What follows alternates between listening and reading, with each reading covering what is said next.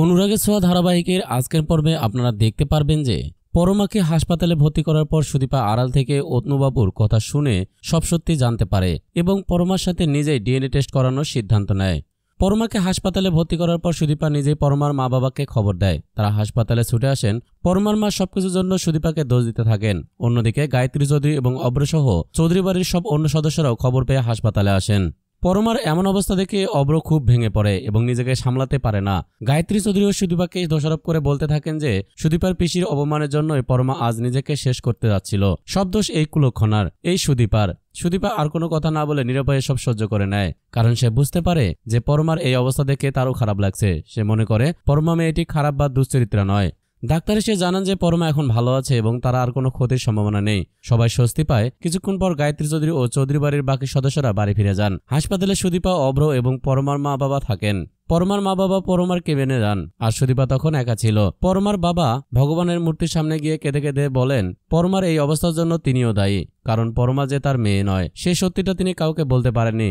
এই কারণে সুদীপার পিসি সেদিন তাকে এত কথা বলেছিল। অতুনবাবু কাঁদতে কাঁদতে ভগবানের কাছে শক্তি ও সাহসে প্রার্থনা করেন যে পরমা এবং সুদীপার জীবন যেন সুন্দর হয়, কারণ তারা দুজনেই যমজ বোন এবং একই মায়ের গর্ভে জন্ম হয়েছে। ঠিক তখনই সুদীপা সেখানে আসে এবং তার বাবার কিছু কথা শুনতে পায়। সুদীপা ভাবতে থাকে, কি বললেন আঙ্কেল? একই নারীর গর্ভে জন্ম হয়েছে যমজ বোন, কাদের কথা বললেন উনি? সুদীপা এগিয়ে এসে অতনুবাবুকে জিজ্ঞেস করে, আঙ্কেল আপনি কি বলছিলেন? একই নারীর গর্ভে জন্ম হয়েছে যমজ বোন, কাদের কথা বলছিলেন আপনি? সুদীপার কথায় পরমার বাবা হতভম্ব হয়ে যান এবং ভাবেন মেয়েটা সব শুনে ফেলেনি তো। তিনি কোনো উত্তর না দিয়ে সেখান থেকে চলে যান।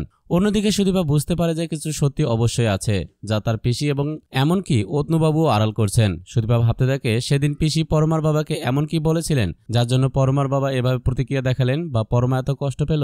সবকিছুই তো পিসির কথার জন্য, কিন্তু কি কথা সেটা? পরমার বাবাকে দেখে খুব চিন্তিত মনে হচ্ছে। কি হচ্ছে কিছুই বুঝতে পারছি না। যমজ বোন একই নারীটা এসব কথা কেন বললেন? তবে কি পরমার সাথে আমার কোনো সম্পর্ক রয়েছে?